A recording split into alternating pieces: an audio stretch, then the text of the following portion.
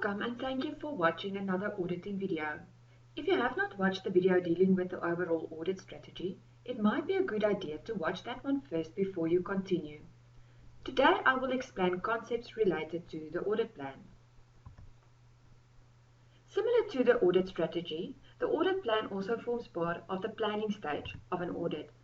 It is developed as part of the auditor's responses to risk, after understanding of the entity has been obtained, and after the risk assessment is done and the materiality has been calculated. The audit strategy is usually used as a guideline when the audit plan is developed, seeing that it already contains a preliminary idea of what needs to be done during the audit. The auditor therefore needs to keep the audit strategy in mind.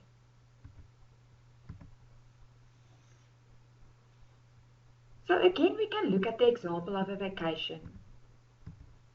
Remember that before you are able to plan the details of your vacation, that you should have an idea first, which we previously compared to the audit strategy. Once you know that you want to go to the coast, when you want to go, and broadly know what you would like to do, then you can start planning the details. How are you going to get there? What time and day will you leave? Where are you going to stay? And do you need to make a reservation to go out on a boat to see the dolphins? In other words, the specifics. In auditing terms, the audit plan consists of the nature, timing, and extent. In terms of nature, the auditor needs to indicate what audit approach he or she will follow and the reason why. This section should also indicate the type of audit procedures to be performed. The timing section of the audit plan will indicate when the audit procedures will be performed. Lastly, as part of the extent section, the audit procedures should be described in detail, also indicating how many procedures will be performed. So to be clear on the differences between the audit strategy and the audit plan, we can quickly compare the two. The audit strategy is used to guide the audit plan. The audit plan uses the audit strategy and then focuses more on detail. The audit strategy comprises of the scope, timing, and direction, while the audit plan comprises of the nature, timing, and extent. With the audit strategy, you should have a general idea, but the audit plan is much more focused on detail. Both these documents are updated throughout the audit and in practice are sometimes even combined as one document. If you look at each section of the audit plan as part of the nature, the auditor needs to include which audit approach should he follow and why. Consider if it is applicable to use CATs.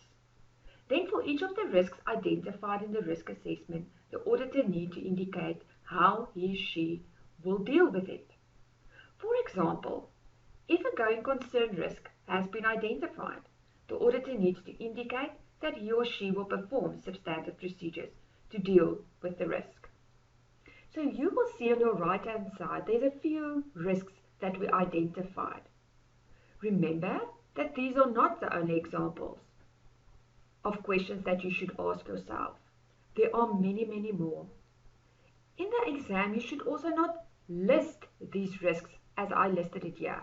It's questions that you ask yourselves, but then you have to describe them and explain how are you going to perform the audit to address these risks. So as you work through questions, try to add more examples to this section so that it is easier to revise the section before your exam. The timing section of the audit plan is very similar to the timing section in the audit strategy, and you once again need to consider when the audit will be performed and provide reasons why. So ask yourself a few of these questions that I listed. And then once again, don't just list these aspects in your audit plan, but explain how each aspect will affect your audit plan. For example, if there's a tight audit deadline, explain that you will perform early verification audit procedures before year-end and roll forward at year-end. So it's very important that you need to explain what you are going to do. In the extent section of the audit plan, it is important to consider materiality, consider if you can rely on the work of internal auditors, consider whether or not the audit client has a strong control environment. Now, all of these aspects will depend on the scenario that we provide to you. Then, based on these aspects, you should then describe the test of controls and the substantive procedures you will perform in detail. You should formulate the test of controls or substantive procedures applicable by explaining the how, what and why, which you will learn a little bit more about later in this module.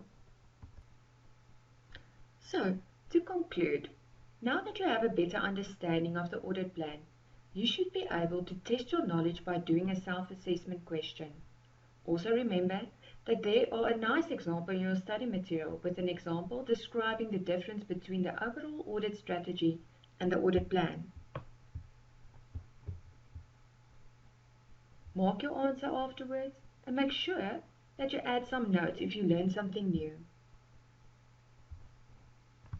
Thank you for your time. I hope you enjoyed the video.